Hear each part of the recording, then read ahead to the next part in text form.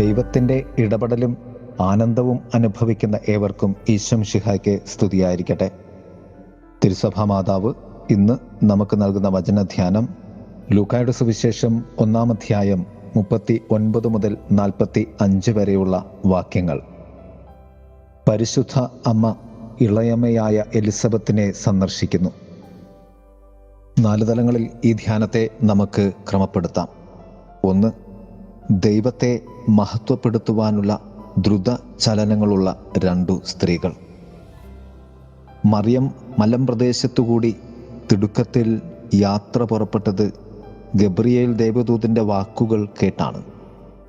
എലിസബത്തിൻ്റെ ഉദരത്തിലെ ശിശു കുതിച്ചു ചാടിയതും ദൈവത്തിന് മഹത്വം നൽകുവാനുള്ള അവളുടെ അടങ്ങാത്ത ആഗ്രഹത്തിൽ നിന്നുമായിരുന്നു.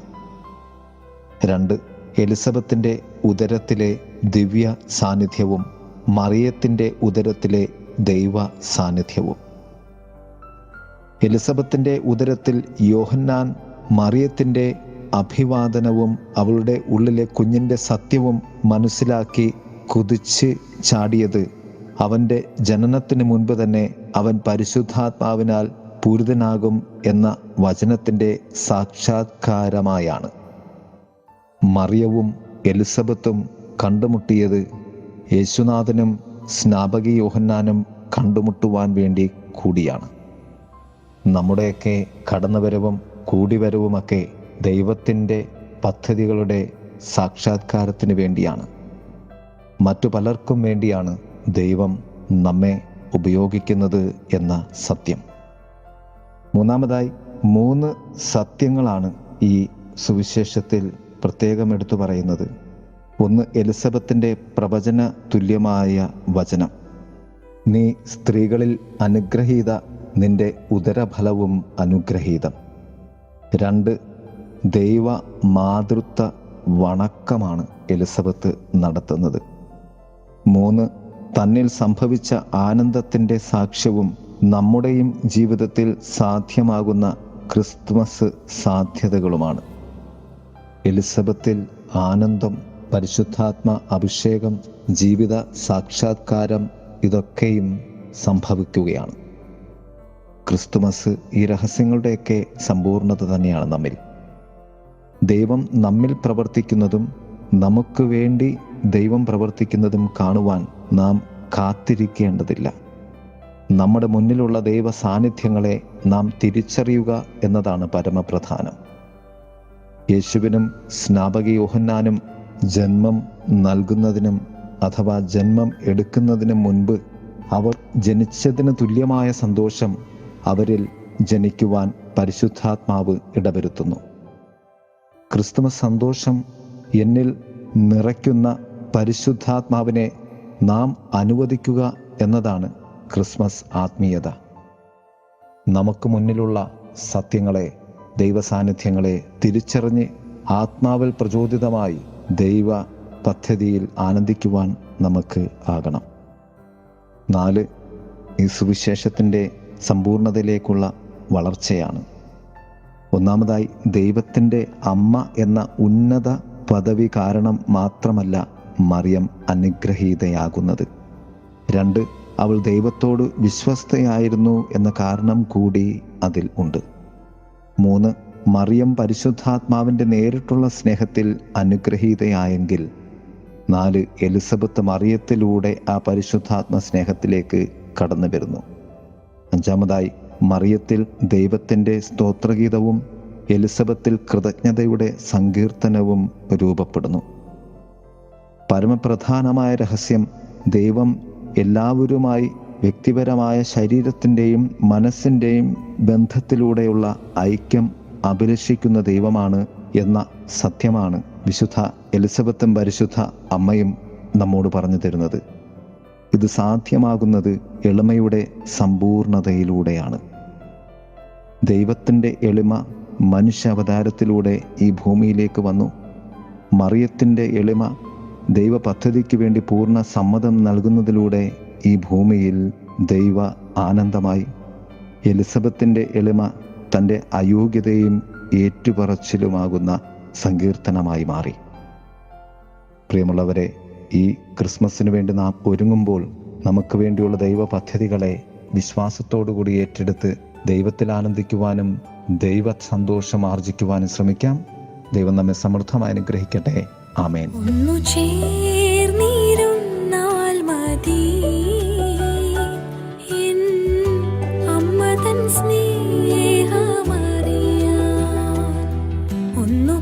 പിടിച്ചോ നടന്നാൽ മതി, അമ്മതൻ കരുതൽ അറിയാം.